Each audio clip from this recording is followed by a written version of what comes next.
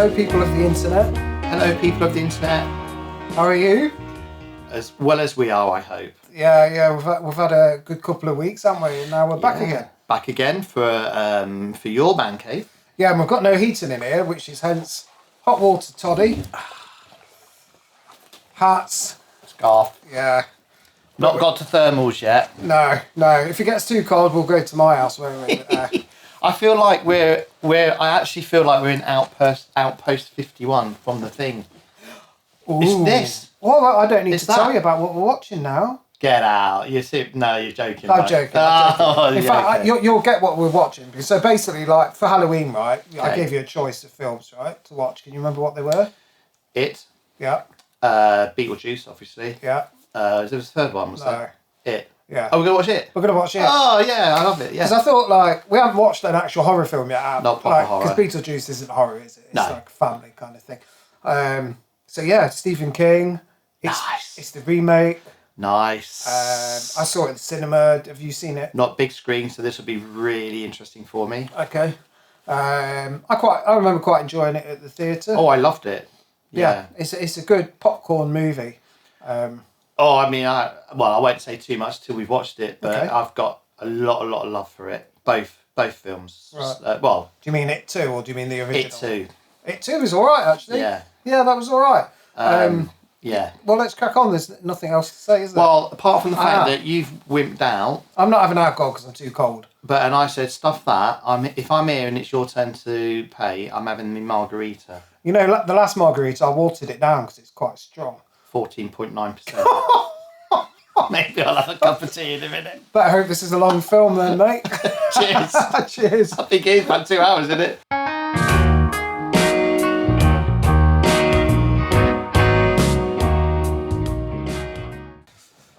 Hello. Hello. Hello. I need to check our one bloody screen. Hold on. Yeah. Yeah. I'm traumatised, dwyz. Oh my god. Yeah, I know, that's how I feel. Is it over? Right. There's so much that I want to talk about, but I've got to try and keep it on track. Because I could talk about Stephen King and his films for ages. Yeah. But I want to just try and keep it focused on this adaptation, It. But there's so much I love about that film. Watching it again as well, just reminded me just how much I love that film. Yeah, I went to see it at the cinema and I thought it was okay, but I didn't really realise just how well done it was. You know, there's different when you're watching it in the cinema. Sometimes you get distracted by all the stuff that's around you, but when you can watch it at home, you can really take in all the details. Yeah, the background stuff as well. You know, really good. I mean, first of all, it makes me want to immediately go and watch the It Chapter 2 because I just want to follow straight on with the story with them as adults. The fact that they've done it in 2 films as well, as opposed to trying to wrap it up in one. I mean, I know, okay, it's probably going to make them more money and everything, but boy, oh boy, that was something else. And what a performance by Skarsgård as the... Is that Skarsgård? Yeah, Peter Skarsgård, yeah. He's in Andor. No, it's a different Skarsgård, probably the same family, Oh, right. but it's a different Skarsgård, so it's a younger. Okay. But, oh man, what a performance. Yeah, it's a great body acting. I mean, the opening as well, like the first 10 minutes has got to be one of the best openings in a horror film. Up there anyway, for sure, you know? Yeah, I agree. The whole thing's so full on and it's actually, 2 hours, 20 minutes long, was it? Doesn't feel like it though. No, because there's just always something happening. Oh. I thought it had a lull in the middle, but just because it was struggling to get to the point, you know, to move the story on. But overall, yeah, that flew by. The first hour, it's just bang, bang, bang, bang, set piece, set piece, set piece, set piece, set piece. Like showing each individual kid how they knew Their who fears. it was. Yeah, Yeah, each individual fears and stuff. Absolutely, so original. Each one was like a really original take on horror.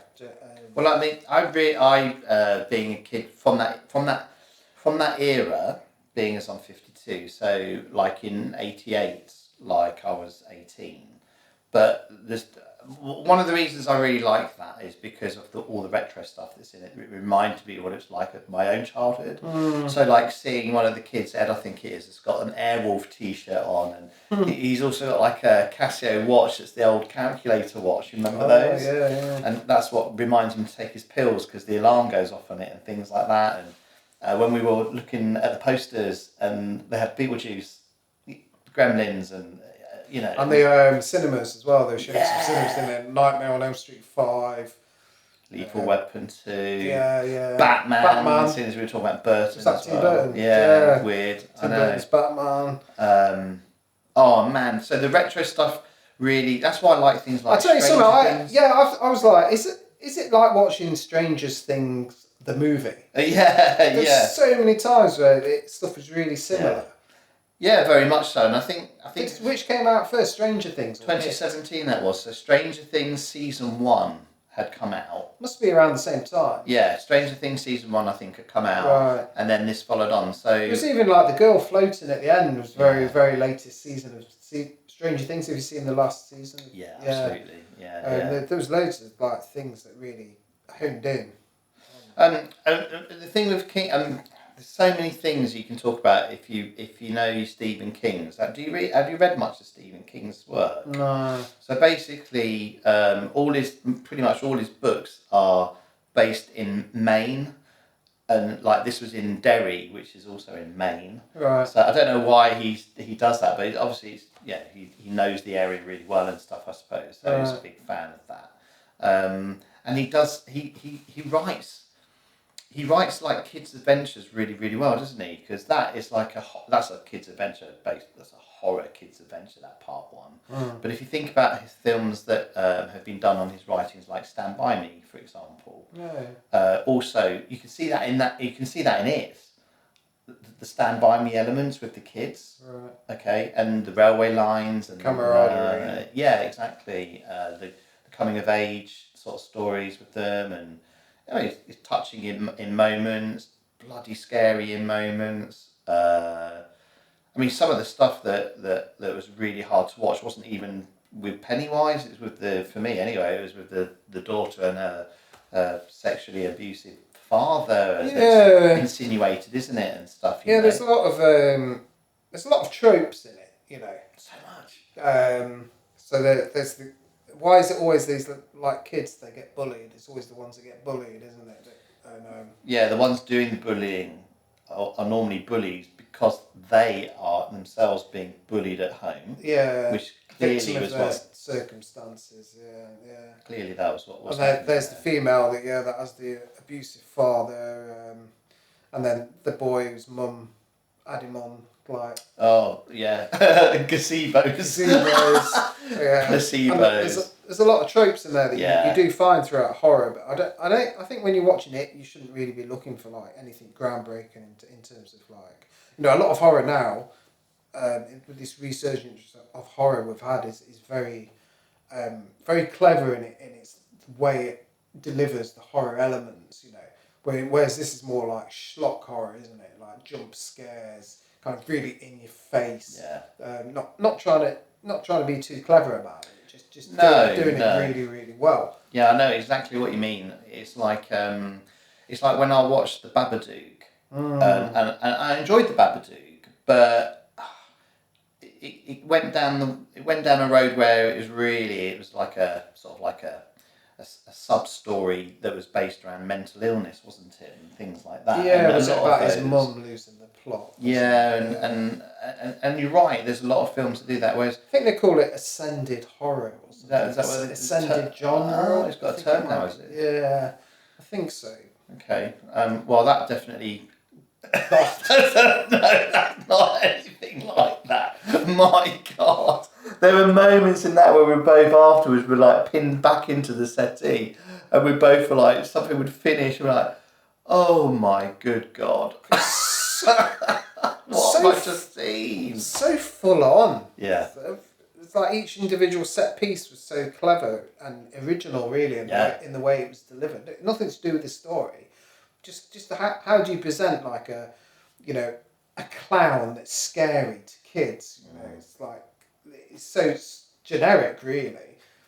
but the way they did it with like camera tricks and CGI, they didn't look like CGI. No, and the kind CGI of sped up and very, slowed down very moves. good. Yeah, and Right. like weird angles. And Where the weirdest shot, which was so effective of all of them, that stands out in my mind right now as we're talking about it, is the bit near the end where she's down in the sewer and the gates have opened and it's all fiery behind him and he starts to do that weird little dance with his legs, but the background's doing this as his legs are kicking, but his body and torso are remaining exactly in place. Oh yeah, his head's like completely still. Yeah. Yeah. And I thought, gosh, that's really effective. There's so many clever camera shots. There is actually, like, that's what I picked up on, of the cleverness of how they presented what it was doing. It's like the bit where he's all folded up in a box and he unfolds himself as he gets Comes out. out of the fridge. Oh, jeez. That's disgusting. It's so well done. This is absolutely... What else? When Georgie turns it, well, it's not Georgie, it's it, but when he's trying to fool the kid into thinking it's Georgie, but it's not, and then it was a bit like there's a bit in there when I thought when he was transforming from Georgie and back into the clown, I was like, into Pennywise, I was like, this is like The Thing. This is a little bit like The Thing. There were elements of The Thing in it. Yeah. You know the bit that freaked me out the most, and it's the one bit I remember because it must have freaked me out when I saw it in the cinema, is the carousel slide thing. The projector slide.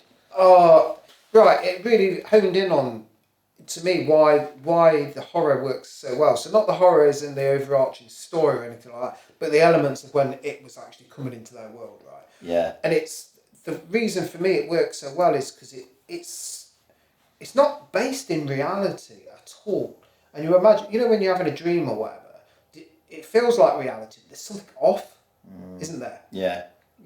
I don't know. Do you have nightmares? Yeah. I've had my nightmare too. There's something slightly off, and that's what makes it so frightening because it's not quite real, and that's what in the film all the bits they're slightly not real.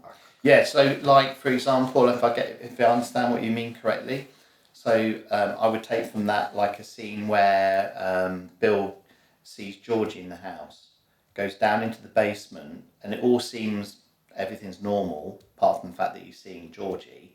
The basement's flooded, and then Georgie's just standing in the back corner, just right in the back, not focused or anything. And then you think, yeah. Or, I'll tell you something else.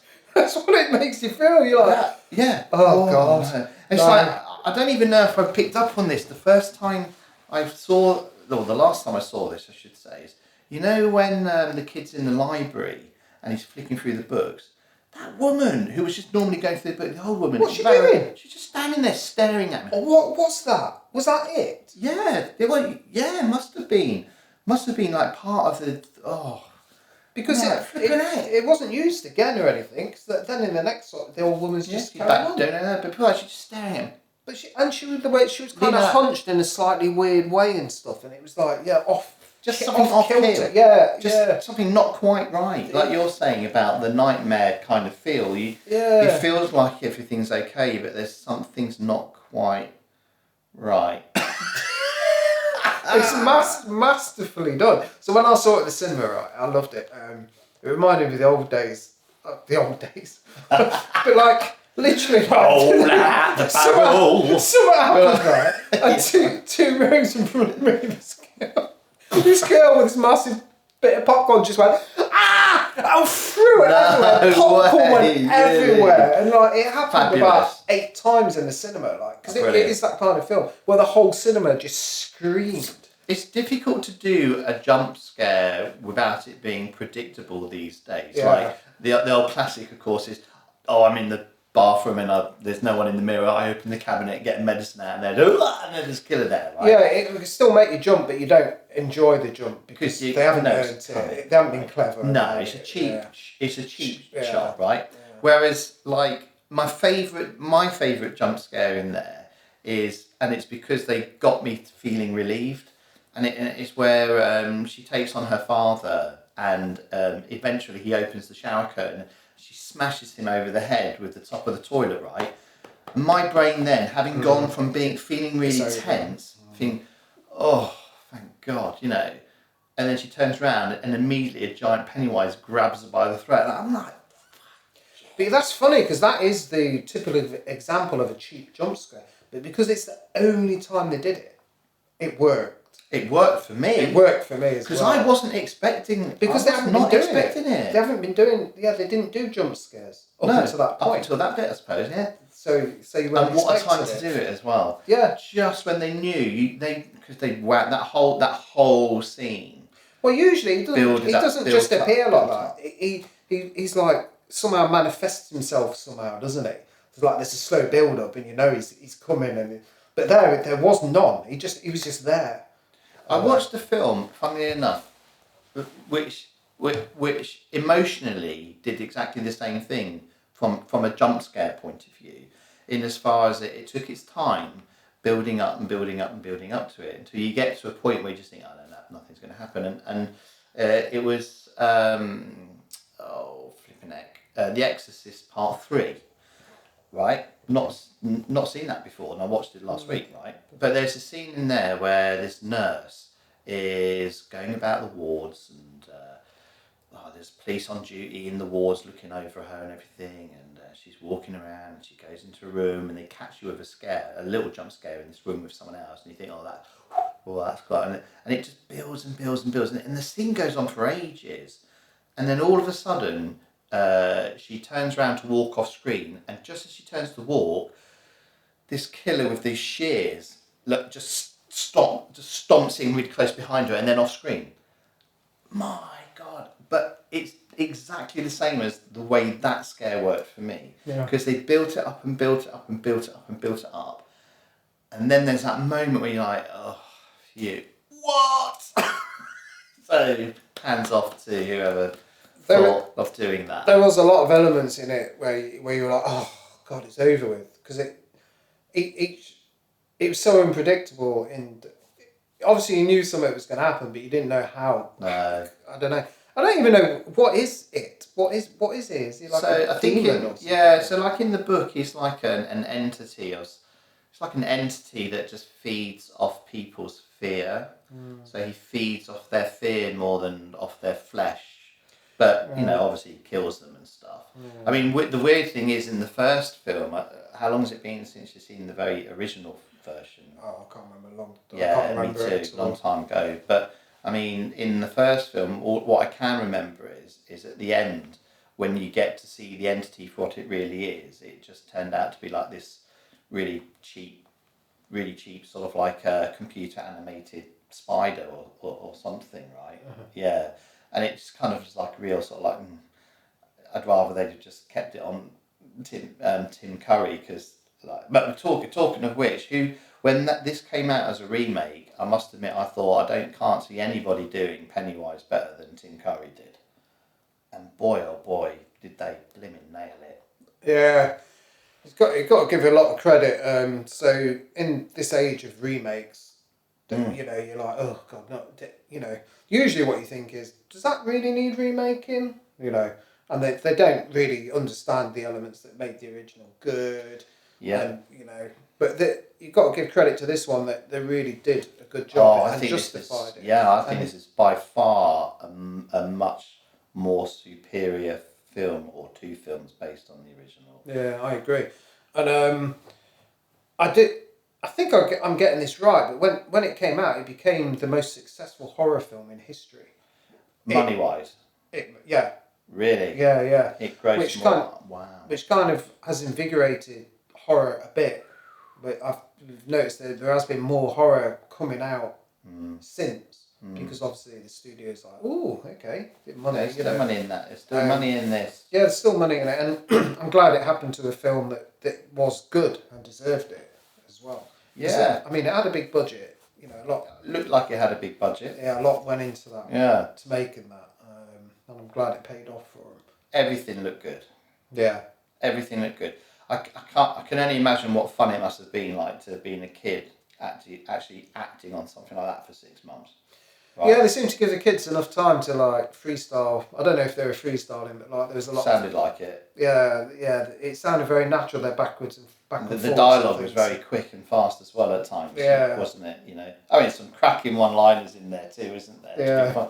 To be fair, it's not an outrageously funny comedy, but there's a couple of moments that do tickle your boat. Yeah, because like kids twat about, don't they? Yeah, they do twat about. Yeah, they're idiots. They're little idiots. Yeah. Energetic fools. I mean, we both shunned away at the idea of slitting our hands and doing a blood paint, didn't we? Can't we just spit on them? I know. Do I have to cut that open with a bottle? I was going to mention about the narrative. Like, I just think there was a bit in the middle where it started to like slow down a bit. So you got this setup with the boy getting dragged down. And then eventually, you get to know the kids, which is quite good. The character development is quite good and stuff. And also, you've got to have time for them to see their individual fears. Mm-hmm. But there was coming a point where it's like, well, what's the point of this now? Come on, move it on. Yeah, what's the bigger story? What's the motivation for me to be invested in this story? Mm-hmm. And like, even though 2 hours 20 minutes did seem to go quickly, I thought it was maybe a tad too long in that sense. What can you think about what sort of bits that you could maybe would have taken out a little bit then? Do you think?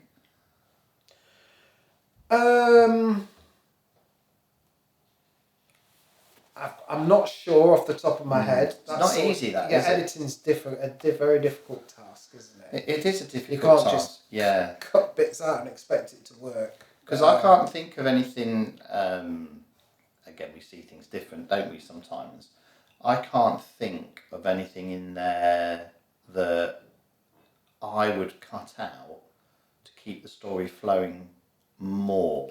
I think they probably just took a bit too long on things. Rather than cut, big sections out. Like when they went into that house. Yeah. That dragged on a bit. They could have sped all that up. Maybe going into the chemist, getting all that sort of stuff, maybe. Yeah, true. Bits like that, you think? I think, just tightening everything up, could have cut like 15 minutes off it. Mind you, my heart was quite glad for those moments. Yeah, true. Just give me a breather. Please, just let me breathe for a minute. Because it's just like smashing me in the face. That is perfect way of summing it up. It's like sitting down and getting punched in the face for 2 hours. Oh my gosh. Yeah. Yeah, really, really good. So, scariest apparition then? Well, for me, it was the carousel, slide, wheel, projector thing. When he comes out. I can't remember what they're called. Yeah. You put slider. Projector slide. Yeah, slide projector. Yeah, right, yeah. So, which bit did you find? Because even in that whole scene was still a good 10-minute scene, wasn't it? Easily. From them going into the garage and setting it up and then things starting to happen. Because, like I say, it's a nice little slow. It didn't just go bam. No. It built up to it. So, did you find the bit where you actually see Pennywise coming out and then going for the kids, or did you like it more when it was as the projector's clicking, you see the wife's hair change and turn, and it turns into him. And it's him underneath the hair. You know what I mean? It's like, which bit? It's the whole bit where it's all on the slider, and it's just that turning of reality into that weird thing that's just completely out of control. It's a bit like this nightmare that you're talking about then, isn't it? The nightmarish thing where, you haven't got like someone in a hockey mask and it's something that you cannot explain. But it only works like that because they've done it with such skill. Like the special effects are so skillfully done. You can't see any of the joins or anything. Well, that's a really cracking example of when CGI and prosthetics mixing together work really, really well. It's like that, yeah. So you got that bit on the slide projector, and then he comes out, doesn't he? He's massive, and you got to think, how the hell did they do that? Like most stuff I can see on it, I know how they've done it. I'm not saying I could do it. But like, No. You know what I mean? You can. Yeah. But that I've got absolutely no idea how they could have done that. Well, I think it might be a trick of the camera, like they did in Lord of the Rings, where like some of them are massive and some of them are small. But I still don't. I wouldn't have a clue how to even comprehend how they did that. It's like as well when we were talking about shots that were really cool too. Like they didn't have to do that shot from inside the sink drain, looking up to her. They could have worked around that whole thing and done it. But you know, they went to a lot of trouble. They didn't cut any corners. No, to just get certain things, and I mean that was really cool, wasn't it? Looking at her eye coming into the sink, just little things. Also things like when I can't remember the kid's name in the film in this, but when the Jewish boy goes into the back thing and we find out what his fear is, and you see the picture, and the picture's moved. He's turned his back, or he's going to go to straighten it. That's right. He's gone in, and he gets the picture frame. I forgot about that bit already. He gets the frame, and instead of just us seeing him go like that, we shoot to like the picture's point of view, and he moves as though, and we see the picture being straightened, but from the picture's point of view because it's in it. And you think, and then he turns around and the picture's fell off the wall, and then he turns around and it's not in the picture, and then it's like, ugh. That was absolutely, yeah. So, which reveal of it had the most impact for you?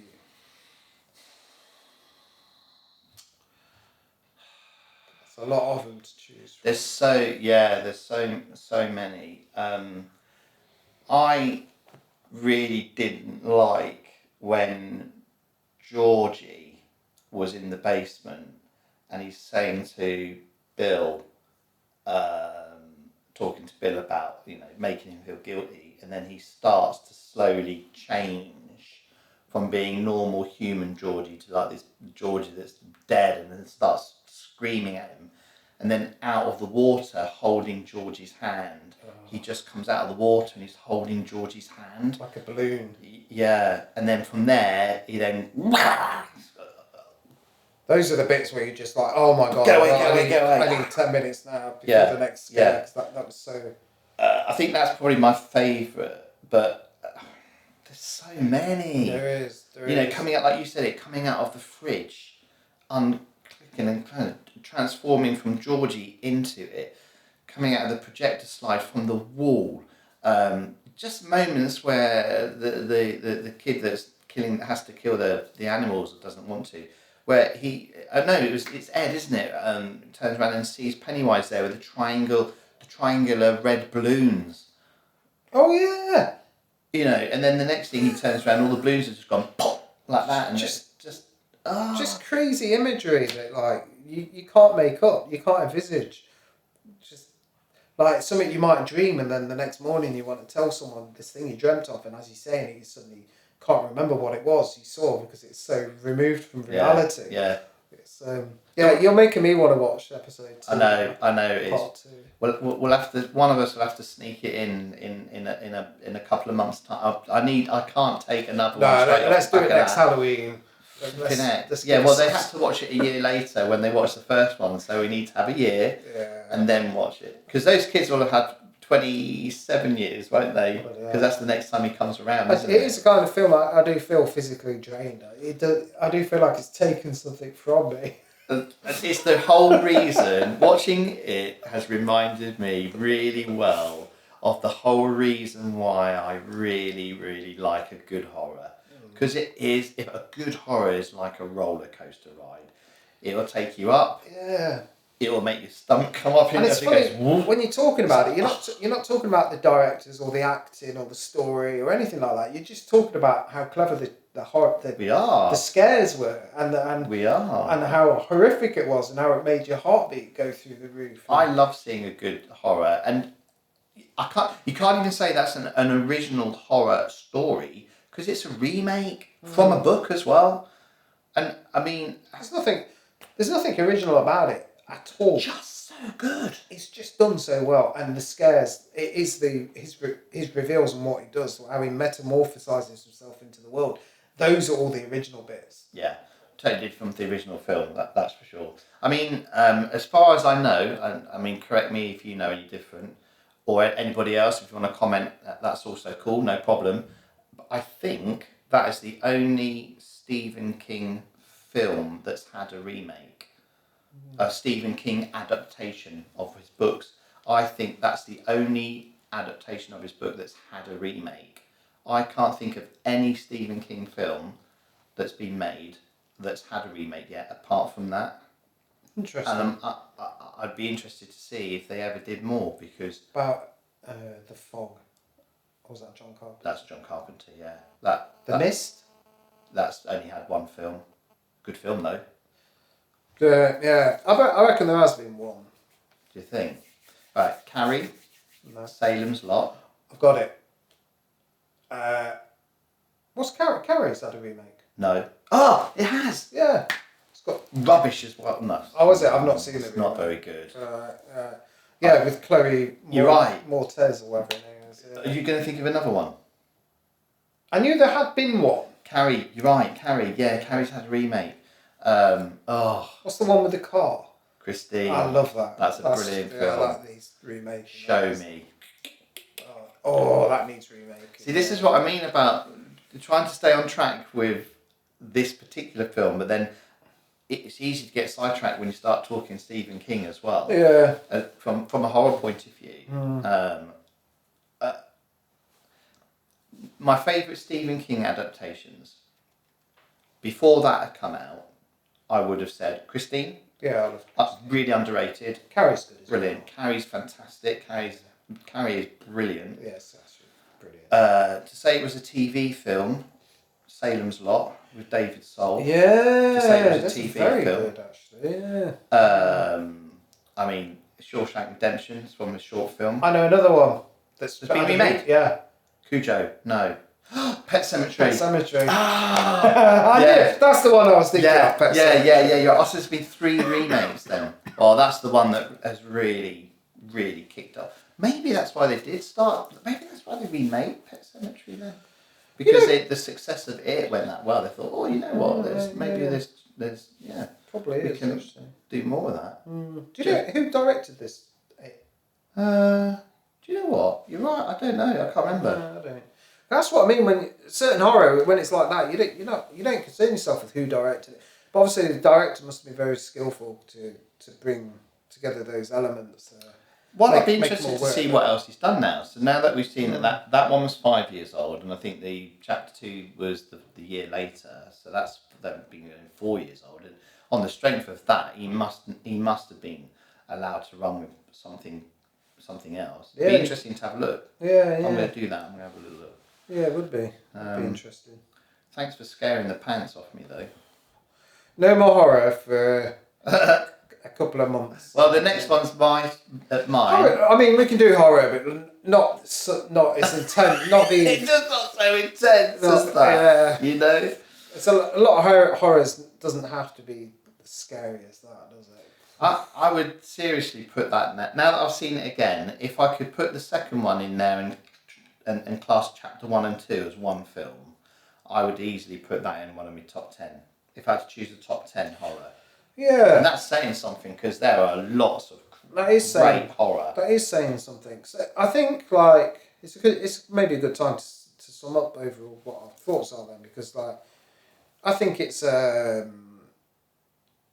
so it's not scary as in you're frightened for the people that are in it, or imagining if it was you, or you don't quite know what's going to happen. It's not that kind of scary. It's just scary because you know once he turns up, some mad shit is going to kick off. And that is quite admirable. Yeah, and anything goes. And does elevate, anything goes, and it does elevate it to a certain level where it has to be taken seriously. It wouldn't stand no chance in a comparison against something like The Shining or The Thing, or different kinds of horror, right? They're more like this has got it fills a very specific niche. Yeah. And it did it very, very well. I'm anything else? I don't want to. No, that's my summing up. Are you sure? Yeah. As you can probably tell, I like Stephen King as a writer from the way I'm talking, and I love a lot of his films. Even his underrated films that have been made, I still think are great. So there's lots of underrated film adaptations like Cujo and stuff, the Rabid Dog and things like that. But Christine, we've already talked about. Well, if I had to choose a favourite Stephen King adaptation, I'd still have to say Shawshank Redemption, but that's from a short. If I was going to choose a favourite film of one of his books, full books, oh man, Carrie has been at the top of my list for a long time because I think that's just Brian De Palma as well. And that's just an amazing film. But having watched that, I'd probably stick that in second or third favourite King film. I really, really would. I just think they've really nailed everything in that. They've nailed it. It Nailed it. Hey, we better explain something to the viewers, because you can probably tell we're not sitting in your man cave, are we? And I haven't got my big woolly coat on or water bottle. What happened there then, Dwyz? Well, my DVD player broke. My Blu-ray player broke. Yeah, and then what else happened? And then I had another DVD player that I thought might work, but I couldn't find the Blu-ray. So I've got an It Blu-ray hanging around somewhere. I have no idea where it is. So the first DVD player we tried didn't work. So then we put it into another Blu-ray DVD player, only to find that it doesn't read British Blu-ray. We don't know what country you bought that from, do we?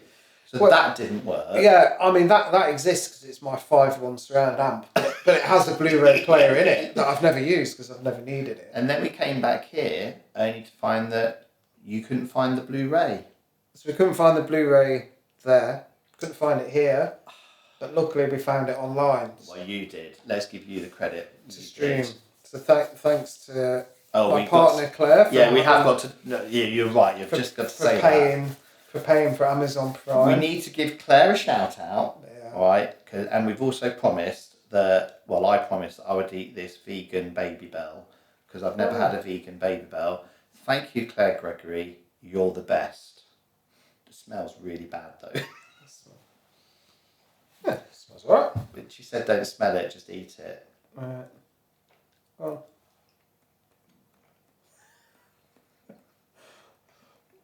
I don't like it. I don't. Thank you, Claire. I don't like it. Yeah, so we're at yours next then. Yeah, so why is that pointing in a weird direction? That's moved. That has moved. It's right. I'm going to do an outro. Obviously, we can't do all that again. So if I was missing off most of that, then I'm here. So you could put a face to the voice. A lot of this video podcast might just show you. This has been our day today. It might have moved really slowly. Onto me. Onto you. But today's been a weird day. Today's been a really weird day. I don't know how we managed to record. Hold on, I am recording, aren't I? I bloody hope so. Well, listen, let me just say then, right? You're not going to know what film I'm choosing. You never do. But the next film that we watch, you'll be delighted to know, because it's December, and in a couple of weeks' time, thereabouts, it would be a Christmas film. Oh, good. Okay? Yeah, good stuff. I've thought about it, and I thought we might get two in this. Mine will be a Christmas film. Hopefully we'll get two in December, which means we can both choose Christmas film. If you choose the same one, I think I know what I'm going to... Oh, really? Yeah. But if you choose the same one as me, that would be hilarious. That would be very, very funny. I'd be surprised, actually. Yeah, I would.